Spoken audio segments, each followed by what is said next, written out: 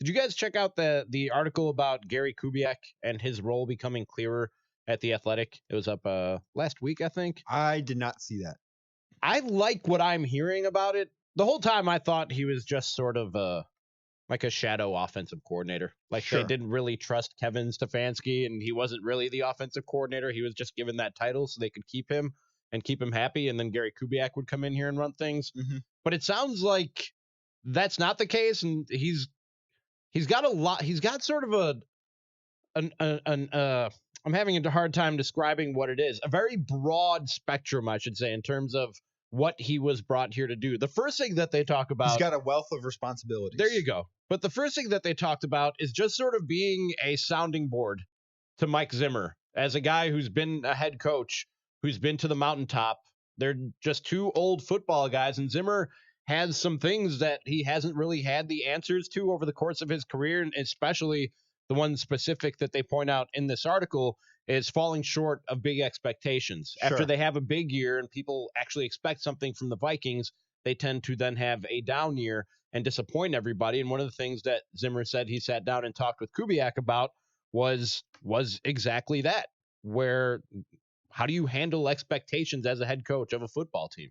Well, I think that's a really valuable tool for a head coach. And do you think that it's valuable that, there are doubts about the Vikings this year? Maybe that puts their backs up against the wall a little bit. Maybe that could bring the best out of this offense where they weren't nearly as good last year offensively as they should have been. Do you think that people having doubts about them helps them in a strange way? That's been the pattern, hasn't it? Yeah.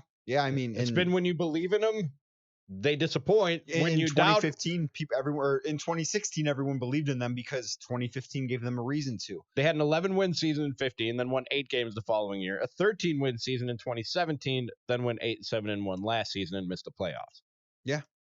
Maybe that helps. Maybe it's a trend. This is what Zimmer said about talking to Kubiak about that. So this morning I talked to him about some head coach things.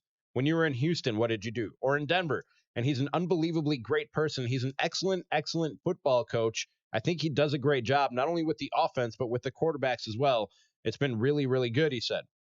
He said, me and Zim have battled for many, many years, and now we get to battle every day in practice. These are two guys who've been on coaching staffs together as offensive coordinator and defensive coordinator, have coached against each other on different teams for many a year, and now they find themselves in these roles. The one thing that I think, the one unexpected side effect and positive side effect that I think this could have is, it sounds like these two, they were already friends. They were already friendly and sort of close, but it seems like they just get together and talk football endlessly after practice. Yeah, I think that's all their conversations ever about. I don't think they talk about anything other than football. Could that get Mike Zimmer interested in offense? Is that something that's possible? Do you want him interested in offense? I do. I want a head coach who cares about the whole team. I do. If there's one criticism I would have of Mike Zimmer, and I don't think I'm unique in having this criticism, it's that sometimes he has the blinders on, and he just doesn't want to care about anything. That's a fair criticism. But his defense, and I don't know that you could be especially on the defensive side of things. I don't know that you can be a really successful NFL head coach only focused on defense. Like if you're Sean McVay and you have a high-flying offense like he has, and you just hand the defense over to Wade Phillips, nobody's going to blink an eye at that. But when you're a defensive-minded head coach, it's not as flashy or as sexy on a Sunday when your defense is good for you to just go, yeah, I'm not going to worry about that side of the ball. Yeah, that's something that I don't think a head coach should ever do. But here we are in 2019, and that seems to be the case here. But I think it probably would be a good thing if he cared a little bit more about offense, and maybe Kubiak will kind of force that upon him. Is it possible to get Mike Zimmer interested in offense? It's possible. Is my question. Anything is possible. There's got to be a way for it to happen. I don't have the answer as to how. I don't have the answer, but it's possible. Someone out there has the answer, and it's not me. So the relationship between Zimmer and Kubiak is one aspect of the article. Another is his budding relationship with Kirk Cousins, which obviously is primarily the reason why Gary Kubiak was brought here, right? Mm-hmm. Same coaching tree, same system tree, and Kirk Cousins was very eager to tell everybody that it's not the same system, guys. Slow down. It's not the same system. There's plenty for me to learn. Let's not set that bar too high, is essentially what Kirk Cousins said last week. But that's why Gary Kubiak was brought here. almost this entire offseason, and I don't say this as a knock to Kirk Cousins. I think this is what good franchises do when you pay a quarterback what you paid him, was propping him up to be as successful as he could. Yeah. It's you need more out of Kirk Cousins. I think that's exactly where we're going to be at. The Vikings are only going to go as far as Kirk Cousins can take them. We see that all the time in the NFL. You go as far as your quarterback goes. We talked about in hot routes, all those guys that can be trusted. We talked about Patrick Mahomes being the first name on that list, and the Chiefs only went so far because Patrick Mahomes had such an illustrious season. I'm not expecting that out of Kirk Cousins, but they need more from him if they're going to be the team that everyone thinks that they can be. So he's and again, he's been a sounding board for Kirk Cousins, much like he was for, like I was just talking about with Mike Zimmer. Kubiak was John Elway's backup for a while in Denver, and then was later his quarterback's coach, his offensive coordinator, then eventually his head coach in Denver. And so he knows what a franchise quarterback looks like. He knows what it takes to be a franchise quarterback. He didn't have the physical tools that it took. John Elway did. So the first thing Kirk Cousins did, smartly, when they named Kubiak the head coach, was call up Gary Kubiak, not head coach, assistant head coach. And what do they call it? What is his exact title? Do we know? Assistant head coach, offensive assistant? Is that what it is? I think that sounds right. Okay. Well, Cousins called head coach of the offense. He told Kubiak he had good numbers in his career and had some good things happen, but he was still upset and left disappointed with a 34-37-2 record over his career as a starter. And Cousins said the same thing last week at minicamps, that ultimately he's about a 500 quarterback. And he can throw up all the numbers that he wants to throw up, and he's thrown up some decent numbers in his career. But ultimately, that's what people are going to look at. I mean, sooner or later, you have to win. You have to win on the big stage, and Kirk Cousins hasn't done that.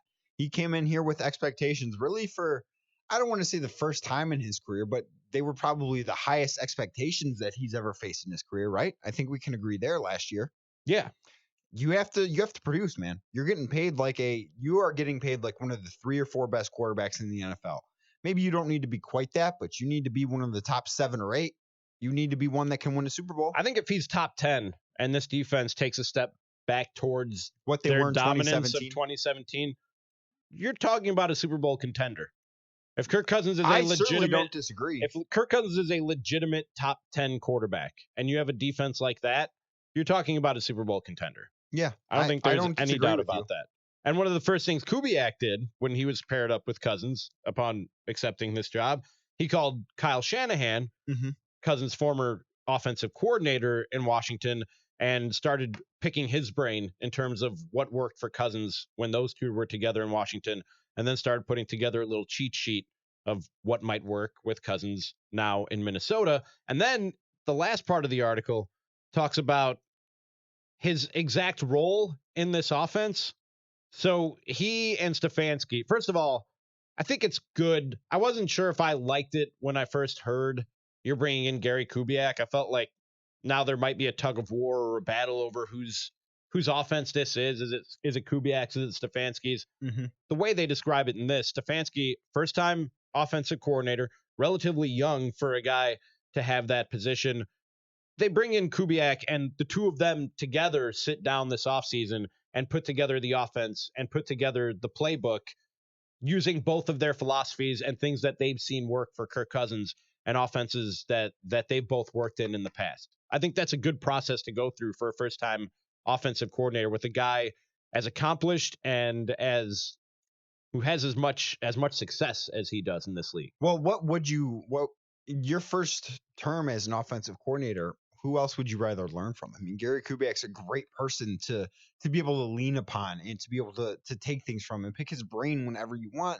It's really difficult to think of a better situation than the one that Kevin Stefanski's in terms of his first crack at being an OC, right? As long as he doesn't feel like he's always looking over his shoulder and his job's in jeopardy. Yes, I understand. When you have that position, you want to have ownership of the offense. Sure. And you want it to be yours. And it sounds like he does. He's the one calling plays into Cousins' helmet. I thought this was really interesting. While Kubiak stands behind the quarterback, occasionally as far as 40 yards behind the line of scrimmage to watch the entire play develop, sometimes Cousins can even hear Kubiak talking about where the ball should be thrown while the play is still going on. So Kubiak is standing behind the offense, behind Cousins, about 30, 40 yards, reading defenses and calling out to Cousins where the ball should go while Stefanski's calling the plays. Yeah. That would be a little concerning, I would think. Just a little bit. That's awkward too.